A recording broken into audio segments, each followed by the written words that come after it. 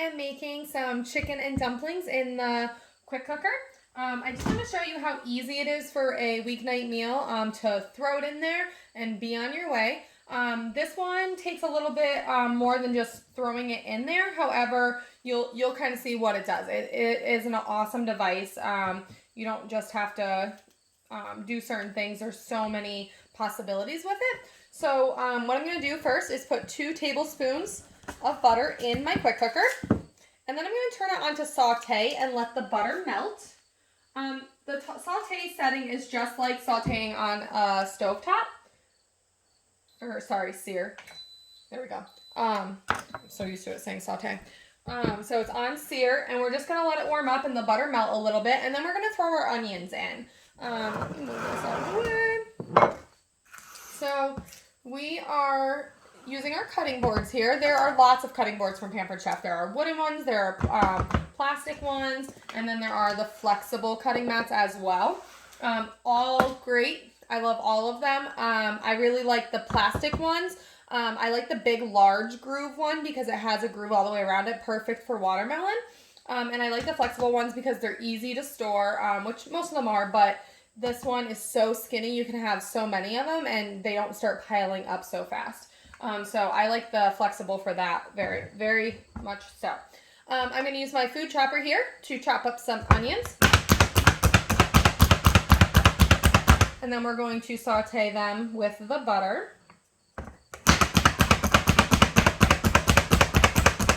The more you chop, the finer it'll get.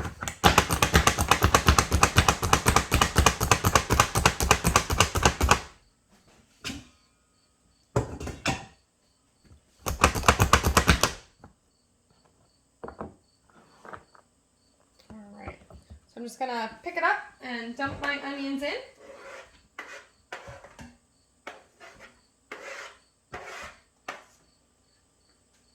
I love chopping the onions so fine because I don't really love onions, but I love cooking with onions.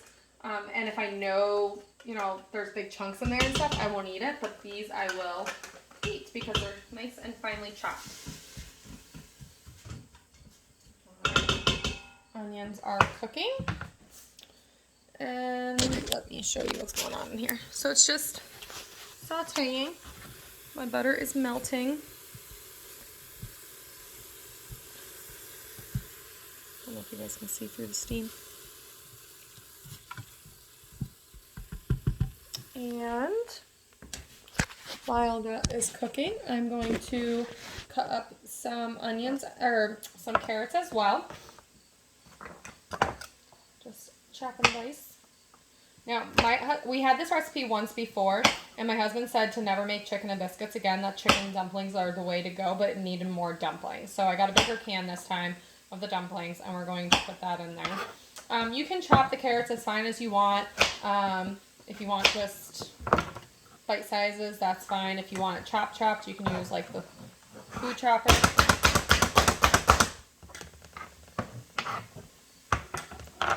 Let's see. Do some bigger chunks here. Get nice finely chopped.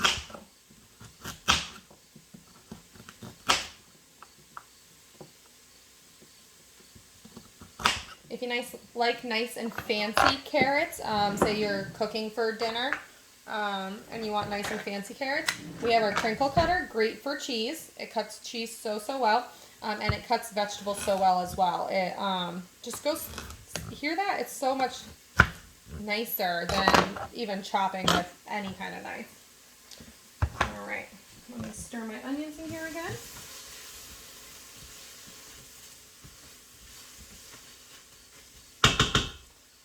All right. Chop up some carrots.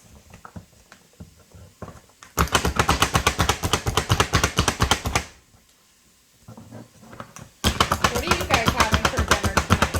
What is on the menu in your house? I'm always curious for new ideas. I love to make new things. My husband hates when I make new things. But this was a recipe he likes, so it shows that, you should be making new things. All right, so our onions are starting to saute very nicely, becoming a little more translucent. So I'm going to add some seasoning salt.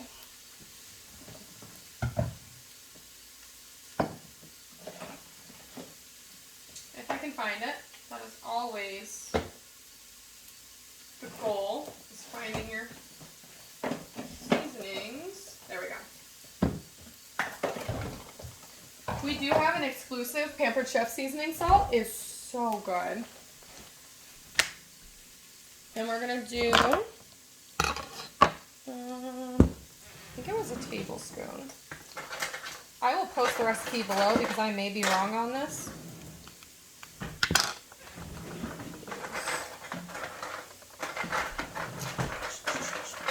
We use our big skinny ones. It fits right in the bottle. And you're going to just break it up a little bit. Put some in there. Sprinkle that in there. And then I'm just going to mix it up again. And the goal here is to make sure that nothing like burns to the bottom, because when you use it as the quick cooker, you want to make sure that the bottom's not reading, like it reads what's on the bottom. So you want to make sure that it's not burning to the bottom. You just kind of scrape it off. Usually it's moist enough. So I'm going to turn this off now so it doesn't keep cooking. We're going to add our carrots.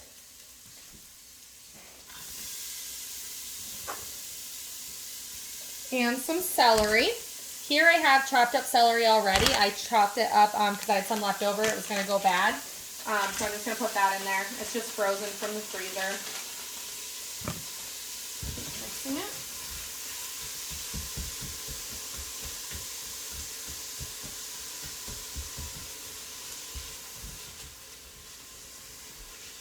And then we're going to do 2 cups of broth. I'm going to use my, oh my goodness, my smooth edged can opener. So the key to this, most people are like, well, where does it click on? Like, what does it do? It just kind of sits on there, and then when you go to start it, it grabs it for you. And like, you could pick it up now if you wanted to and stuff. And then you just keep going until you feel the lid break off. So that was the break. And then I'm going to go backwards to release it. And then it has little teeth here to pick it on up. And we need 2 cups. The liquid is the most important part of any meal when you quick cook.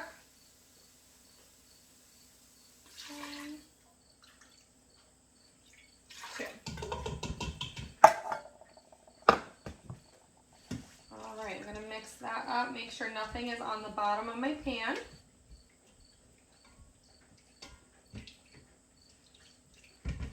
And I'm going to throw my chicken in bite-sized pieces.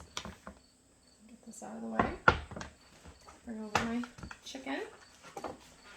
Just going to cut into bite-sized pieces. Now you can cook this frozen. You would just do a longer time on this part here, because we're going to cook this and then come back.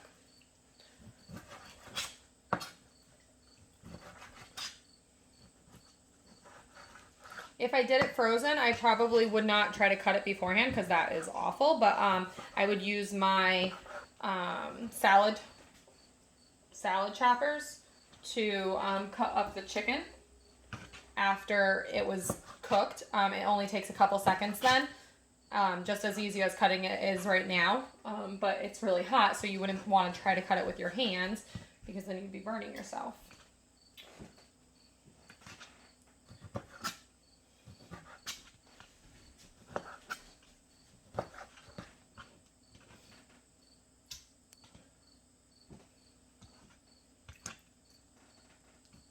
The dog's nose is here if you can't see it. He is so close. Alrighty. This is a perfect fall time dinner. I'm so excited that it's been so nice out.